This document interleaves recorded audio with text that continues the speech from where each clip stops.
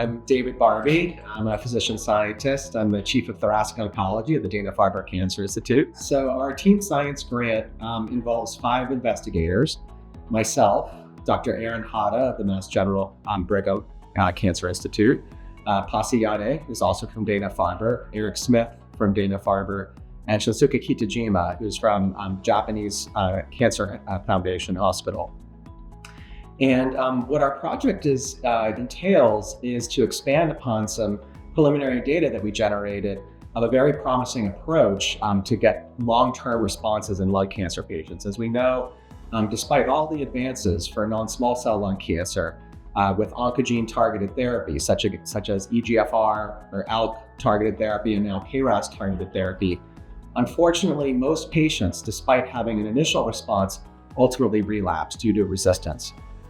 And what a number of our investigators have found is that when you treat with these effective targeted therapies, there's a period of time where you get a really nice response, the tumor has shrunk down, but there are these what are called drug-tolerant persister cells that really are hiding and are ultimately the seeds that eventually develop this relapse.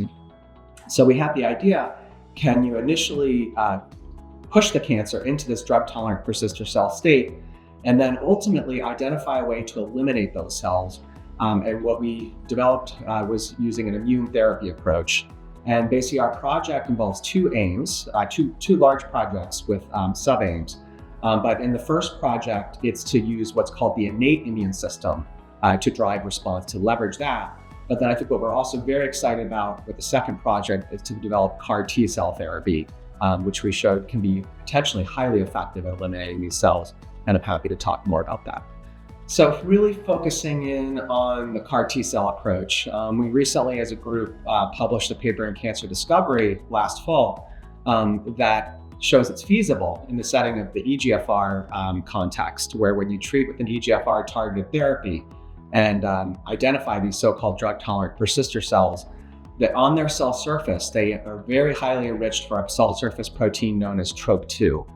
And this is very highly consistent with the activity of TROP2 antibody-drug conjugates in this setting in the clinic.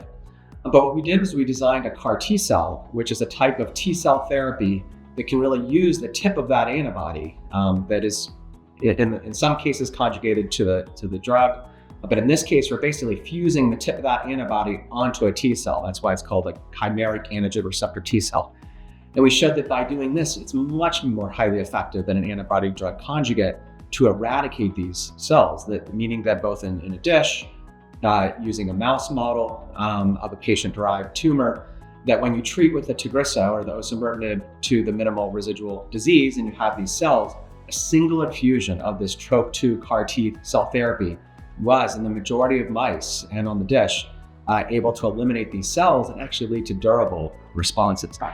So we're very excited by this. And there are some TROP2 CAR T cells that are being tested in patients, but our reluctance to pursue this therapy relates to the side effects of the TROP2 antibody drug conjugates, which can involve attacking your lungs, attacking your mucous membranes. And so the main focus of this second project has been to make the CAR T cells much more specific. And this is really leveraging the expertise of Dr. Eric Smith, who has developed clinically viable and now in the clinic CAR T cells for multiple myeloma. And the strategy that we've done is, one, to make the TROP2 CARs even more effective, to bind to TROP2. But then, while doing that, what we want to do, to answer your question, is mitigate this possibility that the CAR T cells could then attack your normal organs. So in the grant we proposed, looking at what are called mutually exclusive expression of these targets, meaning that in your lung, can we find where TROP2 is expressed, but then a second target is not expressed. And this relates to this new development in CAR T cell therapy called AND gating, or logic gating, meaning that you can make a CAR T cell with 2 receptors, one against TROP2, one against the second version, and it will only attack the cell if both targets are present. So by finding a target that is not present on normal lung where TROP2 is, then you can spare the normal tissue, but if both targets are on the persister cell than eliminate the persister cell. So we initially proposed the CEACAM6 as a target that's on the persister cells, and we thought may not be on normal lung. But when we really dove further, unfortunately, pretty much any of these epithelial markers were co-expressed. The CEACAM6 was co-expressed with TROP2. But as it relates to the Project One, and this is where it got exciting, is we realized that in this persister state, there's this antiviral signaling that can happen. And so we wondered, could there be self-surface targets related to this viral program, which is related to something called interferon? And to make a long story short, what we found was that this interferon's upregulated target known as CD38. And CD38 actually has been known for some time, and work from MD Anderson and other groups have found that this can be induced on lung cancer cells, but really with a different focus to prevent its inhibition of the immune system with checkpoint blockade. But what we thought was perhaps this is the ideal target, where you make a CAR T cell that can only kill a cell with TROP2 and CD38 and spare normal tissue. And to make a long story short, this is very promising. We have very promising preliminary data. And finally, the other advantage is that there are already commercial antibodies against CD38, an antibody called daratumumab. And finally, while this AND-gated CAR would protect your normal lung, the problem with CD38 CAR T cells themselves is that CD38 is normally expressed on the blood cells, including the T cells. So what happens if you make only a CD38 CAR T cell, it kills themselves. So actually, by making the TROP2 AND-gate, it protects your immune cells from the CARs, protects your normal lung, and then kills the tumor. So this is why we're so excited by this idea. And we've already been generating these CAR T cells and seeing great preliminary data. And we're hopeful that it could be translated into the clinic. We do have other backup options. We're not putting all of our eggs in this one basket, so to speak. We found some other targets that you mentioned, HLA-2, but we're very excited about this particular look. I think what is so unique about this award is what I started with, is talking about our team.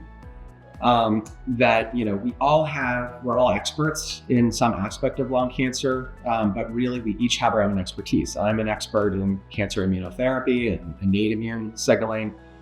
Dr. Aaron Hada is an expert, is really expert in these drug-tolerant persister cells and their biology. Asiane is really a leader in the field of EGFR and KRAS, and has provided all the models and the expertise and the wisdom for us to proceed. And Shunsuke Kitajima from Japan has built these mouse models that have been incredibly useful as well. And so having these regular team meetings, and I've been part of some large team science grants that can be too diffuse. This is really the perfect size where we're all meeting, we're all brainstorming, our postdocs are collaborating, and as I maybe said in another interview, bouncing ideas off of each other. And that's what's allowed us to hone in, for example, on this CD38. And really what we're hopeful for, if we can validate this, is that these CAR T cells can be translated into the clinic. So we're really hopeful that by the time we complete this grant, that we can show the safety and efficacy and hopefully move this into the clinic.